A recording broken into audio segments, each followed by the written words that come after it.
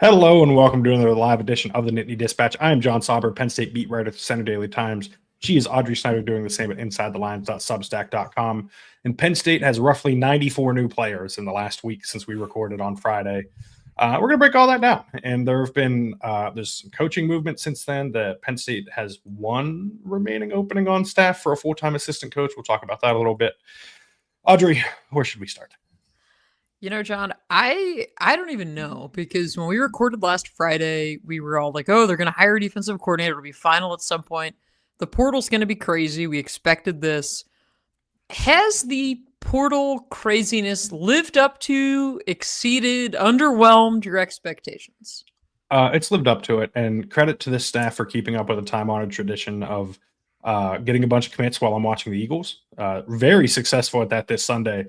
From pretty much 10 minutes before kick until 7 o'clock, I think they had 14 commits. I was like, you got to be kidding me. And so it kept happening. They maybe had one during that Packers-Vikings game, because I wasn't at my house. I was at home, and I was sitting there with my laptop just like updating the portal tracker on Inside the Lions, and was just like, oh, nothing can distract me from this absolute dumpster fire of a football game. But then that whole wave, I mean, gosh, I'm thinking back to it. Was it 12 or 15 commitments on? I mean, it was crazy. It was I think 15. And just, a point of reference, it's almost like someone said last Friday that all of these Iowa State players are just moving in, like that they were just bringing their stuff and staying. Who could have possibly seen this coming? You mean Rocco Becht is coming to Penn State to play football? No way.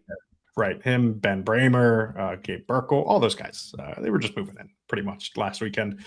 We'll get into some of those guys. We'll get into the players Penn State's targeting, what they kind of need to do the rest of the way. But I do think we need to address some of the guys that haven't left, because there have been some flip-flopping with Dejan Lane and Tysier Denmark.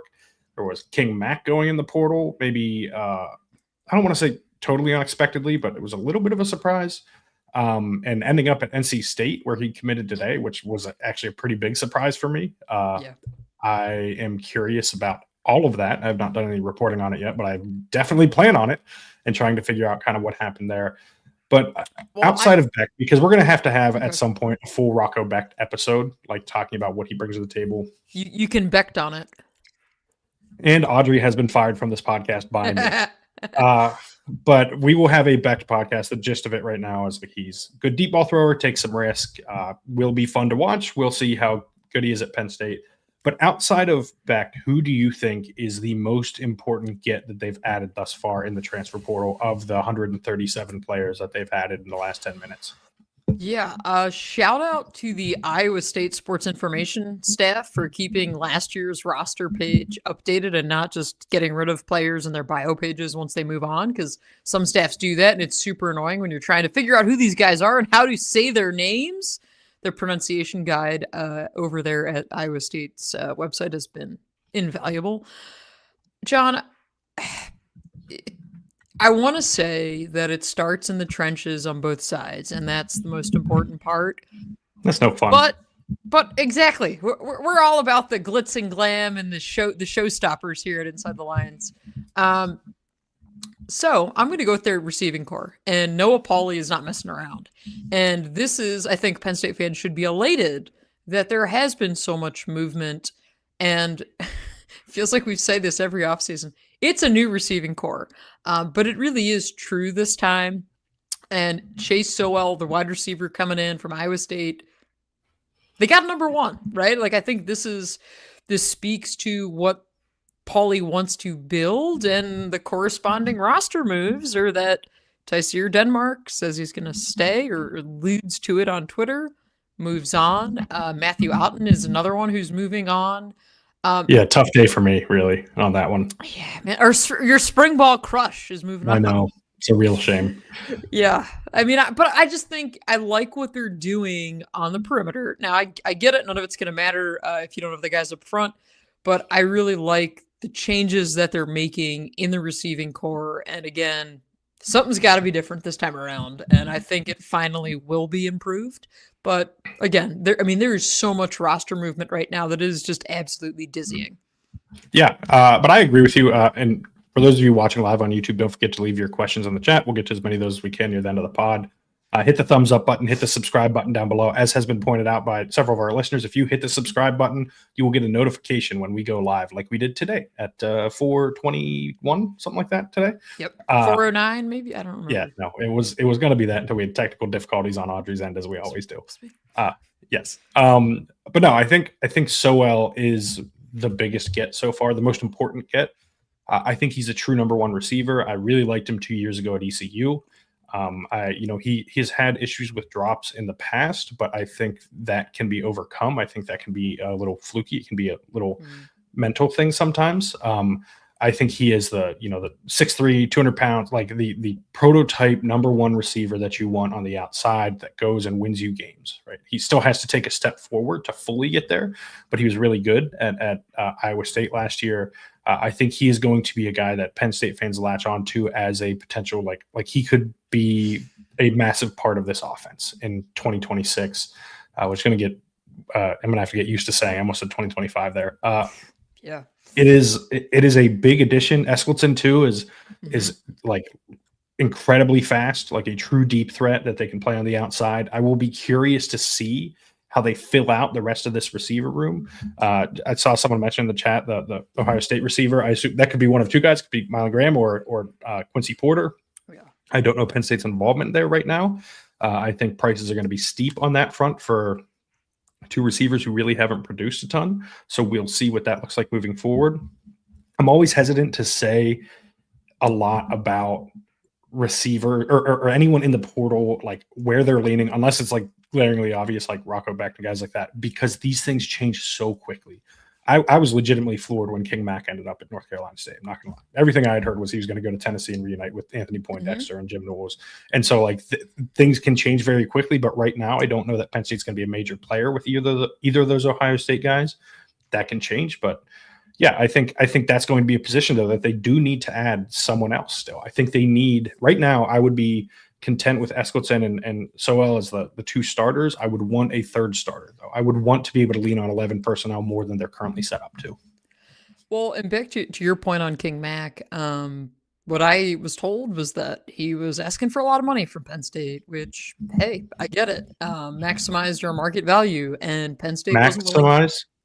Yes, and Penn State wasn't willing to spend there, or not as high as he was looking for. So he moved on. I mean, I want to reiterate, like, this is pretty much like when you're waiting for NFL free agency, and it's like, well, what's the team going to do? Are they going to let a guy walk? Are they going to pay him? Or are they not? That's like where we're at right now with college football, and that's kind of where the King Mack thing landed. So yeah, NC State I thought was a really bizarre landing spot, but you know what? If whatever attracted him there, if it was money, if it was opportunity, whatever it may be, good for him. He's entitled to do what he wants to do, what he feels like is best for him. Yeah, I think the receiving core, you like what's going on there. I do like some of the younger offensive linemen that they've added. I think that's really important. And again, when you're looking at these transfers, right, like obviously you're going to get 1 year with Rocco Becht. So this is a bridge guy to come in here, stabilize your program, run this offense, kind of help everybody get up to speed. And the way, I think fans should probably think about it is Rocco Becht will be an extension of this coaching staff on the field. So who better to say, hey, this is Taylor Mauser's offense, this is how it's going to be run, than the guy who's done it before. So you have that, but you only have 1 year there. And I think this is where kind of the portal philosophies everywhere get really interesting. You're trying to build this thing long term. The offseason that Penn State is having right now, this will not be the norm, right? You're not going to have this much movement every single year, but just because of the coaching change, this is why you're having it. So you want to get some of these younger guys that you can to kind of beef this thing up for the long haul. So I like that they were able to bring in two of their younger offensive linemen from Iowa State. I think those guys are going to project really well, but again, John, one of the things I'm seeing a lot of and hearing a lot from people is this going to be an instant upgrade over this previous Penn State roster? You got to play the games and find out. You're aided by this softer schedule, which we'll get into all off season. I don't want to derail us on that, but are they upgrading the roster? I think so. I mean, this to me, the biggest thing of Penn State with this transfer portal is this is a staff that we warned you all that they were going to double down on their evaluations of their guys, right? All these Iowa State guys, they evaluated, they think highly of, they think they can develop these guys. Well, and they also get to keep all of the guys they were right about, right? Like they can kind of go back through like their misses. They don't have to take them at Penn State, right? Like all of the guys that they saw and think they're right about from previous recruiting classes, they can take those guys and like reevaluate from there. Yeah, I mean, I think if you're any coaching staff, right, if you have the chance to reset and say, hey, the guys that I don't want, or the guys that we misevaluated on, we're not going to take them, or the guys that maybe just want to stay somewhere else for whatever reason. I mean, look at what James Franklin's doing at Virginia Tech.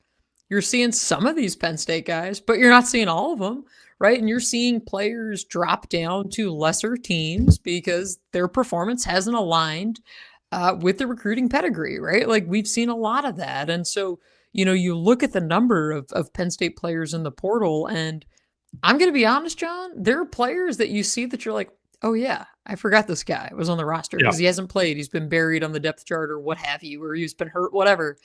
Or he was a walk-on. He's seeking a better opportunity. So don't be floored by like the sheer numbers of it. Like you're trying to build this thing out for the long haul. And if you have a chance to upgrade your roster, you got to do it. Now, how does this staff then incorporate some of these more premier guys in the coming cycles? That's what we're going to have to see, because they have the financial resources that they didn't have at Iowa State, but you're going to have to get in the mix for some of these 4-star guys. But this is also more so on the high school recruiting side of things, I think, than the transfer portal. We're just about a week into what's going to be a crazy 2 weeks. Yeah, and I do think they need to add more high-end talent. Like, listen, I fully understand trusting your evaluations, but you cannot just consistently take only 3 stars and 4 stars in class. Like, you need to be competing for the best players in the country. I know people always say that, like, oh, player X was a 0-star recruit and turned into, the best quarterback in the country or whatever. That's because there are just more 3 stars. There are more 0 stars. There are more, of those players. There are fewer 5 stars, right? There's only like 30 some per cycle.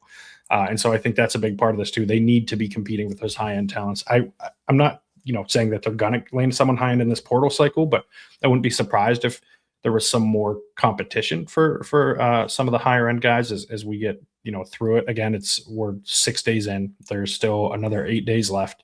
Like they got a long way to go on this front. But yeah, I think that is one of the biggest things to remember. Like this is not over yet. They have to do plenty. As for right now, yeah, I do think they're better. Like when I wanted to talk about the running back situation anyways, like when you look at the roster where it was going to be, I'm not like all that high on Carson Hansen. I think he's a above average starter, but James Peoples is a really good player. Right. You bring back Quentin Martin Jr. So when you look at Hansen and Peoples, it's okay. Not are they better than Katron Allen, Nick Singleton? It's are they better than who would have been here next year without all of this turnover? And that's Corey Smith, that's Cam Wallace, that's those guys. And I think, yes, that they are better. And I think that is the biggest thing here, that these running back, like that's a good example of a position where you can't compare it to the 2025 roster. You have to compare it to what the 2026 roster would have been. And I think at most of these spots, they're better. Yeah, I mean, it's about filling holes, right? And you've got Tyke Hayes, who says he's going to be back. So that's, again, we'll see. I mean, you've got another week of portal movement. We'll see. Yeah, we've seen that before. I'm not saying he's going to change his mind, but again, I'm not confirming anything until the portal's closed and they're not in. To quote James Franklin, 18 to 22-year-old males, the most unpredictable group of people on the planet. But, I mean, I think you're right. When you look at the James Peoples edition, those are the kind of players you want to be in the mix for, right? The players that Ohio State staff was loving their evaluation on the guy. And you know what? Wants a change of scenery, wants more playing time. So you're creating competition. And, did Quentin Martin know when he announced that he was going to come back that they were going to land these guys in the portal? Maybe, maybe not. Like I'm sure that the Carson Hansen piece was pretty obvious. Yeah. But the James Peoples piece was not as forward. Can I make a prediction on that front right now? Mm-hmm. I think Martin and Peoples will be Penn State's best backs next season. You heard it here, folks, on the Nittany Dispatch on January 8th at 4:36 p.m. Eastern Time. John's already making predictions. That's what we're here for. Wide receiver 1 next year. You're Banking So on, yeah, I think it's so. Okay. Yeah, I think that one's pretty clear. I will say, just to wrap up the receiver talk, like the Tyseer Denmark situation, we can tie in the Dejon Lane stuff here. Those players had, my understanding of the situation is those players had agreed to come back, and then maybe there was some outside influence. I don't know, maybe from like an ACC school, maybe with like a lot of connections to Penn State, where things changed. Don't talk about Manny Diaz like that. Yeah, right.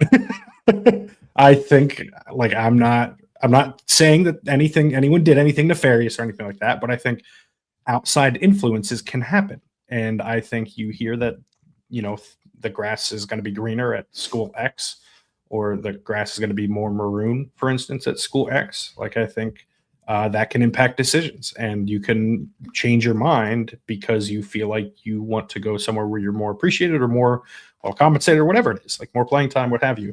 I'm not even guaranteeing those players end up at any particular school, but I do think that is the kind of situation that can arise in the portal where you have all of these things at play. Yeah, well, I started writing a piece the other day that thankfully I scrapped because I was outlining, because I mean, honestly, you can't really write other things right now because the shelf life is just so short. So you just have to kind of ride it out this week and next and just get through this. But my take was that the most surprising development through the portal cycle so far, and this was a couple days into it, was that Kobe Howard and Tyseer Denmark both were going to stay. Because I was like, this makes no sense. Glad I didn't hit publish, because of course Denmark then changes his mind. Because, John, based off of what we saw, right, this was somebody who I thought was going to take on a bigger role. I still think there's a high ceiling there. I thought Noah Pauley could really help Denmark kind of elevate. But based off the fact that he wasn't a factor with the offense, the Pinstripe Bowl, he was the first guy off the field while the trophy presentation was going on. Like, to me, that's a telltale body language doctor sign of, hey, this guy's moving on. So the hey, I'm staying was like, whoa, I don't get it. It was him and Braswell Thomas, and Braswell Thomas is also gone. So, yeah, I mean, you kind of, you add those pieces together, but that's just what this portal window is. It's madness. It's players trying to find a spot that works. We've seen several of Penn State's offensive linemen reuniting with Phil Troutwine down at Florida. Egan Boyer is going that route. So is TJ Shanahan Jr. So again, you're looking at that. Jeff Exner is going to go to Virginia Tech to be with James Franklin. Keon Wiley's going to Virginia Tech. I believe so is Matt Henderson is going to Virginia. Yeah. So I mean, like, I would be surprised if Luke Reynolds doesn't end up there. I do think that quarterback situation is going to be interesting. Yes. Because trying to take Bryce Baker and Ethan Grunkemeyer both is going to be quite a decision. I don't know if it's going to happen. I don't know if both players will end up there, but I think that would be very interesting to watch play out. Yeah, they say there's been nothing finalized on the Grunkemeyer front as we record this, but that's kind of the other thing you're waiting for. Bo Prabula was slated to visit Washington, which also would be super fun because Penn State plays at Washington next year, which, by the way, we do not have a 2026 football schedule yet for Penn State, and I keep asking around about it, and it's not getting released yet. So for those fans who had reached out this week and asked me when Penn State's playing at Washington, we don't know yet, but as soon as we do know, we will let you know. And maybe Bo Prabula will be there on the other side of the field. But yeah, so I think that's the receiving core excites me. The young offensive linemen, I think they're doing a nice job. But at the end of the day, you're going to see players more often than not go where they have relationships, whether with a position coach or people who recruited them hard out of high school. And that's what we're seeing play out so far. Yeah, and to all the people that are saying, like, wow, Penn State's taking a bunch of players from Iowa State, how do you expect to get better? They're taking the best players from Iowa State, players who would have started at Penn State last year in all likelihood, right? Like, Rocco Becht has done more in his college career than Drew Aller has at this point. Like, I think it would have been a legitimate argument that Becht should have been the starter at Penn State if they were both with the program, right? Like, I think you can make, like, without a shadow of a doubt, Chase Owell and Brett Eskildsen would have been two of their best receivers last year. Marcus Neal would have been starting alongside Zachy Wheatley at safety. Like, I can go on and on about these spots. Caleb Bacon would have been starting at linebacker, right? Like, these are all players that are that level. And I think Neal is someone too at safety. Like, that is a big addition, right? Like, he physical. Is yes, physical, is excellent at diagnosing what's in front of him. Like, can see the field really well. I just think he is going to be a big time player in this defense. They need to figure out the rest of the defense first, or still, I should say. They Work have in a whole new progress. linebacking core. Keeping Tony Rojas is obviously big on that front too. But yeah, I think this is a defense, interestingly enough, that might need rebuilt a little bit. I think they're clearly getting bigger on the interior. That is an obvious goal of theirs. That all of these guys are over 300 pounds at defensive tackle. Like they are not necessarily run stuffers, but they are big mauling defensive tackles. And I think they're going to continue to try to do that, and they're going to continue to try to add some pass rush help, some maybe a little bit of help at corner, although they're fairly set there. They have a bunch of talent at corner. But yeah, I think this is still it's all a work in progress, right? Like it would be unfair to evaluate their entire portal class when the entire portal class is not done. Like all we can say is what we know about what they have in front of them right now. And I think right now, this is a team that is set to be better in 2026 than it otherwise would have been, especially with the soft schedule and everything you mentioned earlier. Yeah, and you're getting the high school recruits as well. Like you do have, which is so wild. I mean, we're pretty much dealing right now with the outgoing wave of portal players, the incoming wave of portal players, many of them coming from Iowa State, but there have been some others.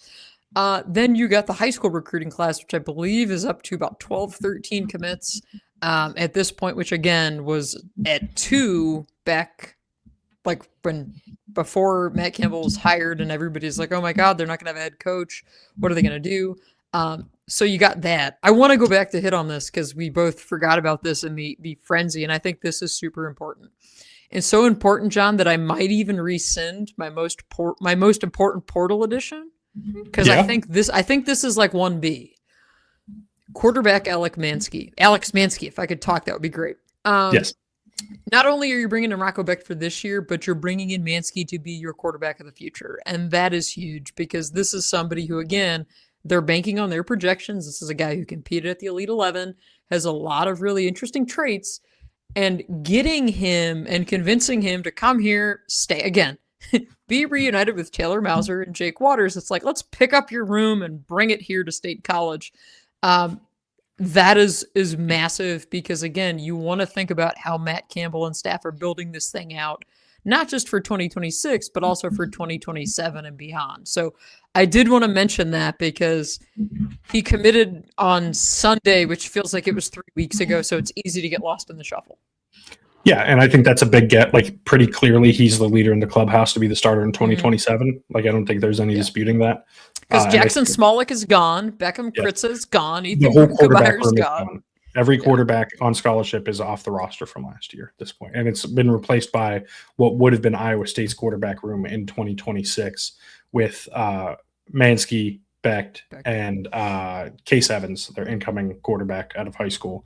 But yeah, there's another name too, Alexander McPherson from Colorado at defensive end. I wouldn't be surprised if he starts. I think he has some real pass rush upside. I think there's a lot to like sort of in what he did at Colorado. But we'll see. Like I said, they're going to add more. Like it's tough to say exactly how it's all going to play out. But yeah, they have currently one. I think this is probably the last thing we need to touch on before we go into the questions and everything. They currently have one opening at running backs coach. There are sort of some names floating around in the ether. I think the holdup is a target is likely waiting on resolution for their current job, right? Like there's a lot of turnover. I would say this. There's a lot of turnover in the NFL. A lot of coaches got fired. A lot of coaches want to see if they're going to be retained on their staffs. And I think that can hold up a lot of things. And so I think we should have resolution as sort of the NFL cycle works its way through, which can happen pretty quickly. I think it's funny. You get so used to covering these like insanely long searches in college sometimes, right? Like this was 55, 56 days, whatever it was.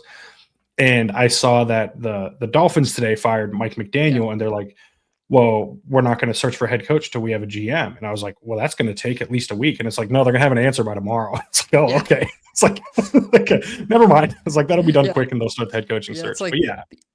Yeah, I mean, all those NFL jobs, like you do see a little bit of movement there with kind of the trickle down effect.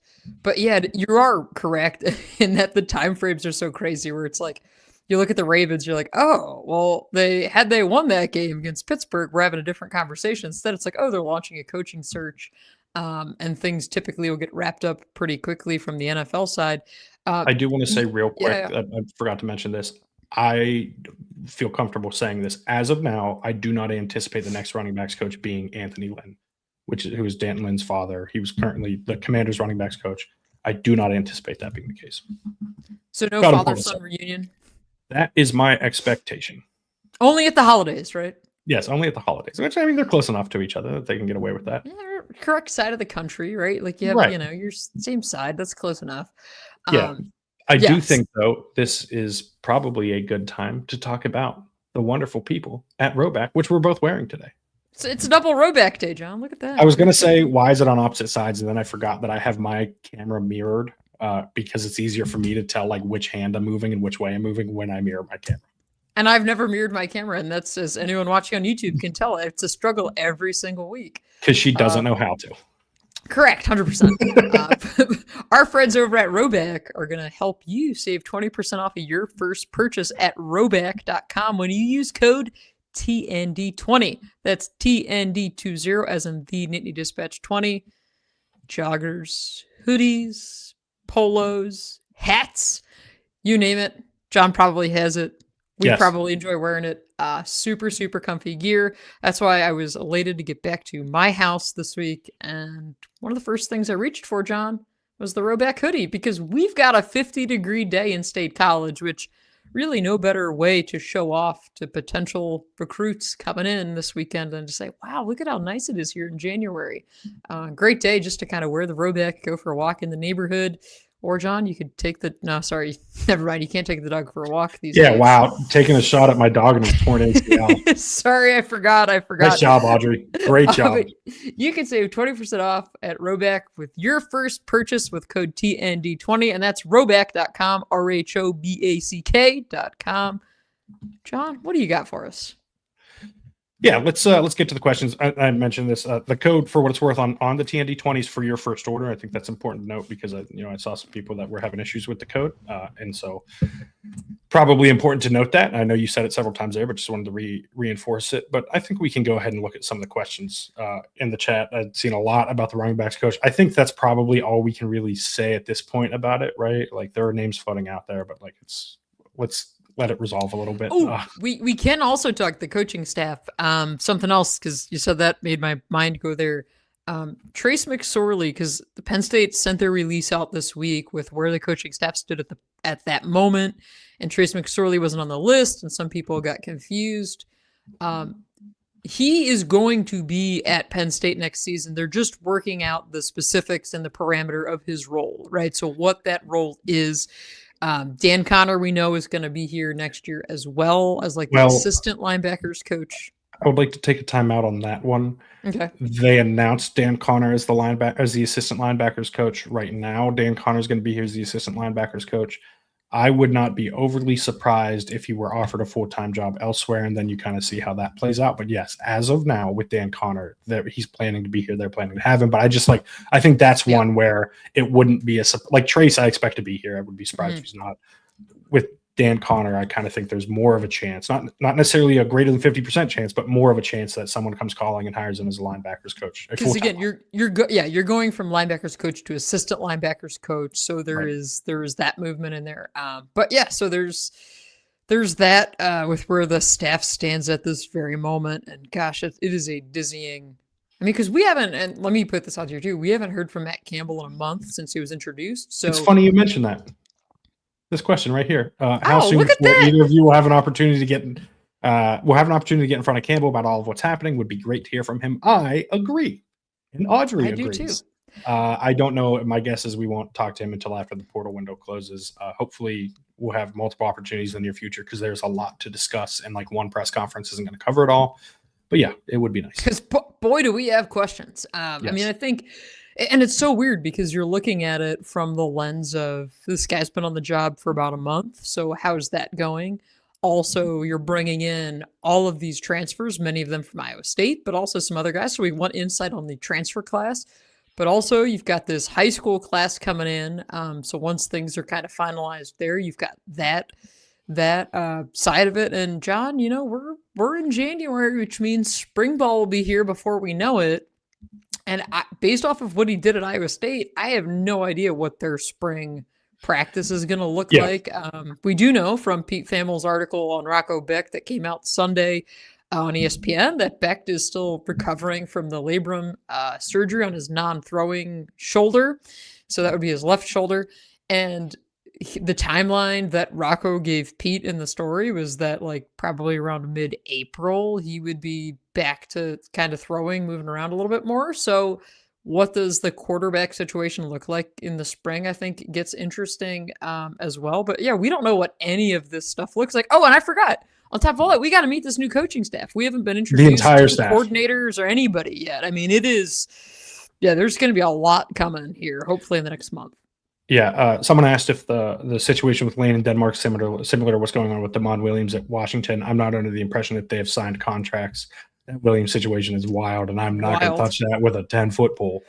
We here at the Nittany Dispatch are not trying to get sued, believe it or not. I'm not getting involved in any of that. Question here, I'll let you start off with, so I can go turn a light on in this room because I forgot it was going to start getting dark while we're recording. No, but we're at the point, John, now where it's getting lighter. It's staying lighter later. We're trending in the right direction. You can see how dark the room is around me. And you're in a dungeon. Yeah. Throw that question up there. Of who do we pick for tonight and tomorrow for the college football playoff? And I'll go turn a light on and be right back. Well, because both of us were incorrect in our first round predictions, and we both said Ohio State's probably going to go on a roll, and John picked the Buckeyes to win it all. So clearly that was wrong. I heard that I was wrong. Yeah, you picked Ohio State to win it all. I said I wouldn't be surprised if they won it all. However, John, I am a sucker for a storyline, as we know, and that's why I picked last week Indiana to win it all, so I'm doubling down on my Indiana take. But let's have a little bit of fun here, and, let's just see what Miami does. Although there's going to be Trey Wallace watch, which is going to keep everybody on high alert. Yeah, Miami would be an absolute crazy fun story, and I think it also kind of speaks to a little bit how quickly you can turn things around in this era. Be absolutely wild to see Carson Beck do it, but hey, yeah, whatever. I still want the Fighting Signettis to win it all because the love of that story is just fantastic. I will take Oregon and Ole Miss, and the exact opposite of what you chose, and I will take Oregon to win it all for their first national title, I believe. I do think that Oregon-Indiana game has a chance to be the best game of the playoff, though. We saw how well those two teams played against each other already once this season. Oregon's going to be ready for everything Indiana has. I think that is going to be a ridiculously awesome game. And like I said, we'll take Oregon to win it all.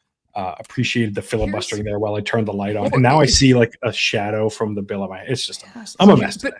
But here's the thing, though. If from the Penn State side of it, I feel like if Oregon wins it, you then are going to have, Penn State had the blade of grass. If Indiana wins it, you're going to have, if it weren't for the Heisman moment, you had that game too.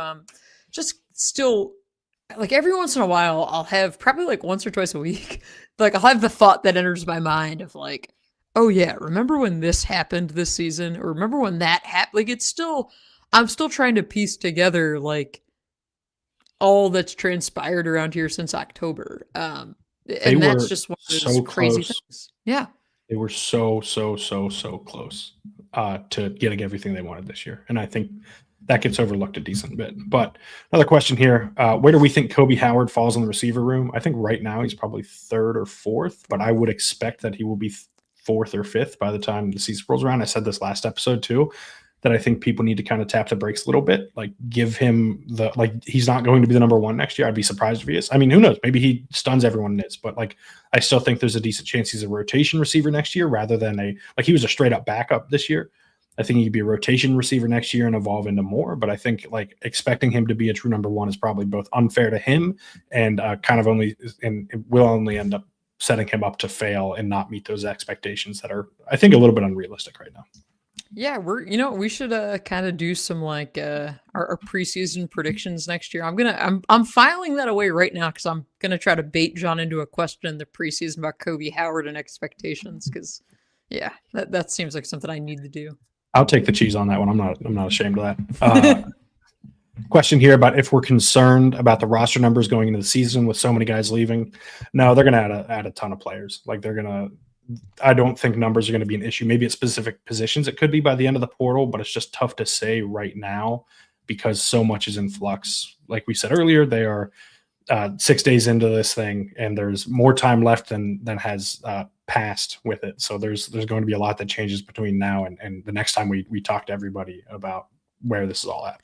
Yeah, I mean, the fact that they added the kid from St. Francis, right, from Hollidaysburg, preferred walk-on offensive lineman, like, I think that kind of tells you, again, like, they're not worried about numbers necessarily. Like, they want to get the right guys in here, and they're going to be a little picky with it at some spots.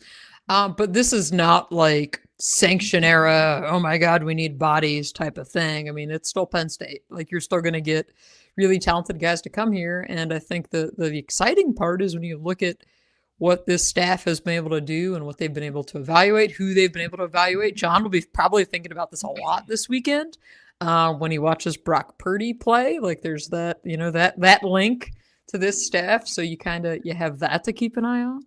All the Eagles fans out there, yeah. I will not be discussing Brock Purdy until at least Sunday, and then probably not much after that, because I know what's going to happen in that game, and I'm going to end up pissed off.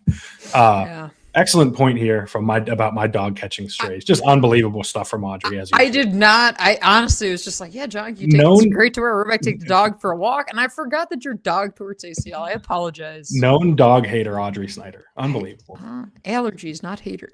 Question here: do we think that the USC home game will be the whiteout game next year? If I had to pick a single game, probably, but that a lot can change. Like, it's going to depend on when games kick off and everything like that. That being said, it does kind of line up nicely with their West Coast team. They, are so it's like a 5 o'clock, body clock time for them if it's a night game, and so it kind of works out pretty well, because I believe Michigan and Washington are both on the road, and those are probably your two best other games off the top of my head.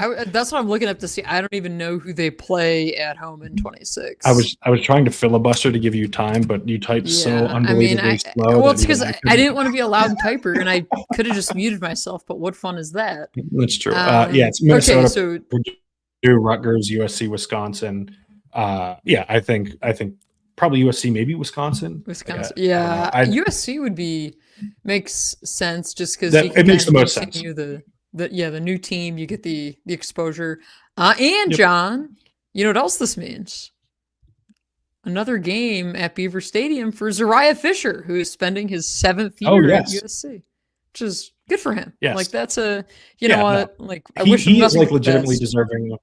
Yeah, he deserves all of these red shirts. He's like been hurt his entire career. Like, he's barely used like just 2.5 years. Tough break. Yeah, yes, a lot of stuff personally for him too. It's been brutal. Yeah, like I hope things work out well for him. And I think that'll be a really, really interesting spot. And hey, if he gets to come back and experience another whiteout, that'll be pretty cool to see on the other side of it, I'm sure. And if you're in the live chat, don't forget to leave questions there. While I'm here, don't forget to rate, review, and subscribe. Those 5-star Apple Podcast reviews and ratings help us really quite a bit. I think more than you realize. Hit that thumbs up button. Hit the subscribe button down below if you're watching on YouTube. Again, you get a notification when we go live on YouTube, like we are right now. But yeah, I think that Zariah Fisher is probably more deserving of like a successful college career than anyone that we've covered. Like, he's been through a lot. So some questions here about the uniforms. Someone asked when they get a glimpse of the new uniforms. So Penn State, my understanding of this is that until that contract with Nike expires, they can't even it's July 1st when it flips over. They can't even do like mock-ups of uniforms. Like, you can't, like, I remember when all this was happening, I was asking people like, hey, can you get me a mock-up so we can publish what it looks like? They're not allowed to. Like, as long as Nike has the contract, they can't do any of that stuff. And so it is going to be quite a while until then. Someone asked a great question. What game do they play in the black and pink? I don't know if it's going to happen this year. I would not be, because I think part of it, well, I would be surprised if it doesn't happen at some point in the near future. But part of the problem is, like, if you're Adidas, do you really like want to come in and immediately shake things up with this like historical brand, right? Like, you got to let things play out a little bit. Yeah. So I would think that would happen eventually, but I don't know that it will be right away. Question here about, do we expect Matt Campbell, and this is really important, I think, moving forward to something you said earlier, do we expect Matt Campbell to value high school recruitment more than the portal? And like, without a shadow of a doubt, yes. Like, this is going to look, for better and for worse, a lot like what it looked like under James Franklin. They are going to target high school kids, and they're going to develop them, and then they're going to supplement with the portal. Yeah, and you got to hope that you can keep your high school guys. And that's what Matt Campbell's staff was so good at doing at Iowa State. Despite the financial limitations, they were able to keep their best players. Again, this is a team where you look at their receiving core 2 years ago, and these guys could have gotten paid elsewhere, and they stayed at Iowa State for much less than they would have gotten on the open market because they bought into the culture. So that is not easy to do. And now you look at, okay, you do have more of the financial resources to keep these guys, but make no mistake, like this is an abnormal offseason. This is going to be kind of, I almost said draft and develop, but this is going to be high school guys, develop them, supplement your biggest needs through the portal, much like James Franklin did. But I think the difference here has to be that if you're Matt Campbell and you just watch James Franklin and what he went through, who are you willing to pay? What positions are the most important? What are kind of those premier positions that you're going to pay for versus paying your whole roster? And how do you navigate that dynamic? Because that at the end was the biggest or one of the biggest challenges for James Franklin. Yeah, and I think that like it is going to be important, right? Like the running back situation should never have gotten where it was this past season is the telltale example of that. A vital question here is Audrey having nightmares about Bears? And I think that's as important you know as what? any Listen, so as I was having that wonderful Sunday that we had with like those 15 commitments last weekend, watching a lot of NFL while updating my portal tracker and the who meet the new guys tracker. I got 2 trackers going on, so keeping track of the trackers. So do I. Yeah, insane. It's not a great time. Yeah, so it's a lot of updates going on over there at Inside the Lions. I just kept saying, just find a way. Packers, Bears, just find a way, because as disappointing as this Packers season has been, the injury bug has got them really, really bad. Just beat the Bears. Knock the Bears out of the postseason, and I will then be able to willingly accept probably a massacre in Seattle on the field, but I've seen that before, so like whatever. But like if you knock the Bears out, I will be fine all off season. If you don't, well, I've had plenty of playoff disappointments in my life, so I'll be okay. But man, what a great stretch of football we have coming up with Fiesta Bowl. So Thursday, Friday, Saturday, Sunday, and then you get the Steelers Monday night because the NFL. I want to know, John, why they no longer seemingly are branding it as Super Wild Card Weekend. Remember that used to be a thing a couple years ago? I do, and I'm glad they don't because I don't. There's no need to add extra branding to all of that stuff. I will say you can just go ahead and say you were afraid of the Eagles. That's fine. I think that's pretty clear. By the way, Joey Schlaffer to Temple. Yes, I was going to say that popped up. Yeah. Yeah. Question here. Given that there are over 40 PSU players in the portal at the moment, do you think any will withdraw their name / recommit to Penn State? Not impossible. Not. Don't expect it to happen.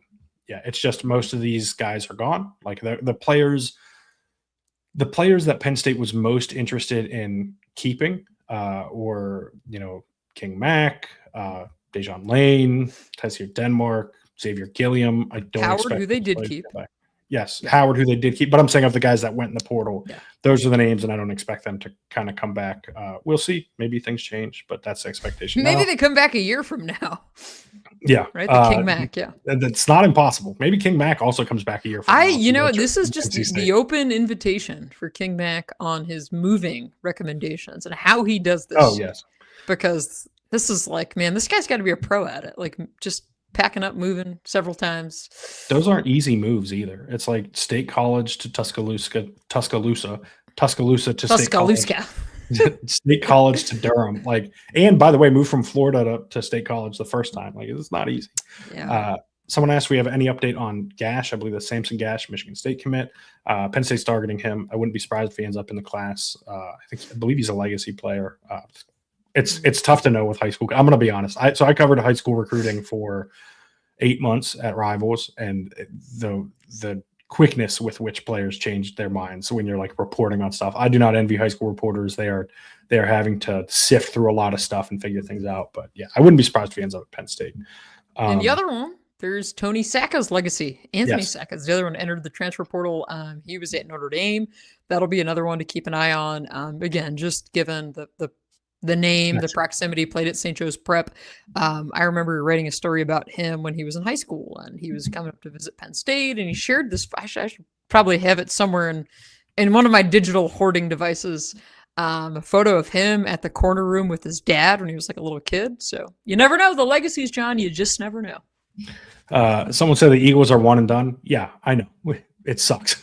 I hate it. Hey, the 7 seed Packers, baby, riding high on a 4-game losing streak with decimated by injuries, but now they get their guys. Well, you get Jordan Love back, and you hopefully get your offensive tackle Zach Tom back. But I am not optimistic. We're not going to be talking a lot about the NFL on this podcast moving forward. Well, you never know. Question here: based on the strength of schedule and a new coach, what record do you expect next season? Range is okay. We'd answered this a couple episodes ago, but I think it's important to kind of keep checking in on this as they update. I like this question. Mm-hmm. Yeah, I think the range I said was 8-4 to, or no, sorry, I think I said 9-3 to 11-1 or something like that. I still kind of stick with that range. This schedule is like so perfect for exactly what's happening, for bringing in this veteran team that knows each other from Iowa State, essentially, and supplementing it with portal guys and guys that were already at Penn State. Like, I fully believe 11-1 is realistic. Maybe you drop either Michigan or Washington. The expectation, I think, should be 8-4, 9-3, given that a lot's going on. But I think 10-2 or 11-1 in a playoff berth is within the realm of possibility. Yeah, last week, this came up in my subscriber mailbag over on Inside the Lions that went live, I want to say last Friday or Saturday. And I was asked, like, what's kind of, again, the same, very similar to this question. And I said, like, 8-4, because at that point, I said, listen, this roster is about to get blown up, and we don't know who the quarterback is. Like, we can assume it's Rocco Becht. Now we know it's Rocco Becht. But, like, 8-4, but then as I laid the games out there, I'm like, 8-4 means that you're having some slip-ups against teams like, do you lose to Wisconsin, right? Like, in Beaver Stadium, that's kind of tough to see. But again, like, so much of this roster is changing and transitioning. Do you lose to USC here? I don't know. I mean, it's tough to say, like, and especially if that's your whiteout game, like, that's that other little layer of juice. I will say that Washington on the road is going to be tough. I will say the Wisconsin thing is interesting now, to me at least, because of Abu Sama, the second, is on Wisconsin. He committed to Wisconsin, obviously played at Iowa State under Matt Campbell, under those guys. So I think that'll be interesting to kind of see him go against Carson Hansen, who he split a backfield with for the last couple of years, if Hansen's still the starter at that point, basically. And at that point, I don't know if that's week 4 or week 13. Who knows? Because we still don't have a schedule. Yeah.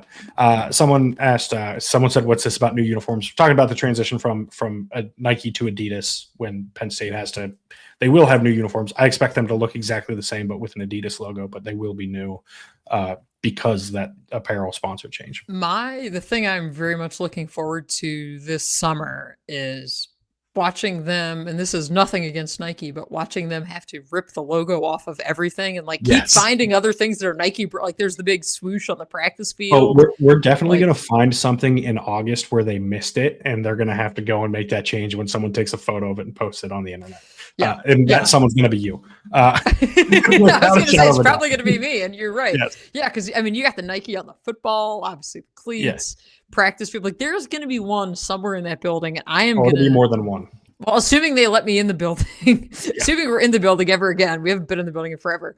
I'm going to find that. I'm going to find that check mark. Question here about, is Washington tough? They have no QB. It's tough to say right now, honestly. Damon Williams, like, when it looked like he was going to be their quarterback, I would have said that was the loss, because I am very high on him as a quarterback. I think he's by far the best one that has said they're going in the portal, I guess. We'll see if I kind of think, I don't want to dip too far into this. I kind of think that this probably ends with some sort of settlement, and then he ends up at whatever destination he wants in Baton Rouge, Louisiana. Like, take your pick of all the destinations in Baton Rouge. That would be my expectation right now. But yeah, I think Washington will still probably be good. It wouldn't be surprised if Bo Prabula is their quarterback next year, which, as we said earlier, would be a lot of fun. But yeah, I think this is, I think this is the thing with all of these opponents. We really don't know. Like, outside of like 5 teams in the country who you can bank on being awesome, looking at you, Texas Tech, and Indiana, which is a very funny thing to say now. And if you'd told me I was saying that, you just might have laughed in your face. But because of their financial abilities, like, they're going to be awesome next year, I would anticipate. But yeah, I think until we get to the end of January, even, because enrollment windows are different, I think there's a chance that like any of these teams could jump from the hardest opponent to the easiest opponent, or from the easiest opponent to the hardest opponent. You just never know. Yeah, and that's, I mean, the Wisconsin piece is like they're committed to Luke Fickell, and you're like, are you sure? Like, is that, and that's kind of been their thing. I know the answer. I'm pretty sure we're aligned on this. Road trip you're most looking forward to next Washington season? easily. Yeah. I was going to say in a landslide. Yeah. Never been there before. I've been to Michigan several times. Ann Arbor is a lot of fun. Like it's oh no, not the parking situation at Michigan. No, not that. Yeah, I don't think I've told that story on here, have I? God. About how it was. You can tell it. I think it was me, Audrey, Johnny McGonigal of Penn Live, and Daniel Gallen of Lines 247 who rode to the game together. I think it was the four of us. It might have been just me, you, and Johnny. I cannot remember. I'll have to ask Daniel to confirm this. But Audrey gets the rental. She drives us to the stadium. We park. Great driver. Yeah. It's very safe. Yeah. We go in the stadium, watch Penn State get their doors blown off. That was their defensive tackles are too small game. And then we're all very tired. We had to deal with an ornery James Franklin. The Phillies had just closed out the Braves in the NLDS, I think. And we get to the car and it's running. I think it was whatever it was. If it was a noon kick, this had to be at like 7 p.m. If it was a 3:30, it had to be at like midnight. We get out there and like the door won't unlock. She's hitting unlock, and it's because Audrey had left the car running the entire time we were in the stadium. I got it and I was like, wow, guys, it's a cold night. The car's already warm. Oh, this is nice. And I looked, like the gas gauge is slightly moved, and I'm like, guys, you idiot, listen for a second. Has my car been running the entire day? And they were like, no way. No. And I was like, oh my God, I left the car running the entire day. And I was like, why didn't any of you tell me? Like, why didn't anybody else notice? Like, well, we didn't think we had to tell you to turn the car off. Well, it's like those cars that are just so quiet. You don't realize, like a push button start, super quiet. But I still cannot believe, because there were people tailgating around us in the lot. Yeah, we were surrounded by fans. Like they could, and maybe they did. Maybe they made an announcement during the game. Can like the owner of whatever car come out and turn it off? It's currently running in the parking lot and has been. I mean, I guess the thing is, we get to games early. There's nothing in it. Yeah. Yeah, it would have been like 9 a.m. to 8 p.m. that it would have been sitting in the parking lot running. But it was at least a fuel efficient vehicle. Yes. But yeah, someone's asking about Adidas redesigning their uniforms to be more modern like Nike. Will they remain the same and be made fun of every week by College Game Day? I don't hear any of that. People making fun of Indiana's. I don't know. Maybe I'm missing the discourse on that one, but I don't hear much of that. I want the pink and black at some point, but like John mentioned, would not make sense probably to do it right away, because then you're gonna really shake people up. That's not what. But I think, I think you got to do it. And I'm not even going to say it, because it's a take that's just going to bring me strife. So I'm just going to withhold it. Carry on. Fine. I think that is it as far as questions. If you have any, feel free to leave them. We'll get them here in the final minute of the podcast, I'll say here, as we go through the outro, if anything pops up. But other than that, if no one has anything else, I think it's a good place to leave it. We will be back next week at some point, and we will try to tweet sooner than we did today. It's a bit of a chaotic day. We had a lot going on, speaking of some college students and things like that. But yeah, there's a lot happening all the time in college football, and it's going to be like that for the foreseeable future. If you would like, you can find Audrey on Twitter at OddSnyder4 and on Blue Sky. If you search audreysnyder.bsky.social, and you can find everything she writes at InsideTheLines.substack.com, where I can't recommend enough that you subscribe and go read everything she writes. You will have it in your inbox from her. If you would like to read everything I write, you can find it at centerdaily.com. That's CENTRE, like the county, Center County. And we actually have newsletters as well. You can sign up for those, and you will get what I write sent to your inbox. If there's a question in here that I'm actually going to get to after I do this, because it's very funny and pertains specifically to me. If you'd like to find me on Twitter, it's at John Sauber, JONSAUBER. You can find me on Blue Sky, johnsauber.bsky.social. Leave those 5-star ratings and reviews on Apple Podcasts. Those really help us out. Hit the thumbs up button, hit the subscribe button down below on YouTube. That is greatly appreciated as well. And someone said, what was the basketball coach complaining about? He was complaining about me a little bit. So Penn State loses Tuesday night to Michigan. in a very close game, and Mike Rhodes came into the press conference and was a little dejected, seemed dejected, at least to me. And I had I think it was the second question, and I said, Mike, this is as dejected as we've seen you. And I went to ask like why this one hurts so much. I know the answer might be obvious, but I want him to tell us. And then he cut me off and he's like, I'm not dejected, I'm pissed. It's like, and then I mean, he answered the question well, like but he was angry, right? Like, but he wasn't dejected. No, I mean, I stand by. I think he was a little bit dejected, but I also do think he was angry, right? Like, I think that was fueling a lot of it. He gave a great answer. Mike is always super engaging with us when we ask questions. Like, he's always, you know what I mean? Like, he's willing to play ball and that kind of stuff. Like, he will address his emotions and things like that. And I appreciate that. And I actually don't see what happened there as like a negative thing. I want him to answer that question honestly. Like, if he disagrees with me, he's more than welcome to disagree with me. But yeah, I think that was, unless you're referring to something else, I think that's what that was about. And he was just, he wants to win, and they lost a tough game. When our NFL teams let us down, John, we're going to say, we're not dejected, we're pissed. Oh, I will be pissed. Yeah. So. But yeah, I think that's a good place to leave it. I already did all the plugs and everything. We will be back sometime next week. But until then, thank you for tuning in and have a great day.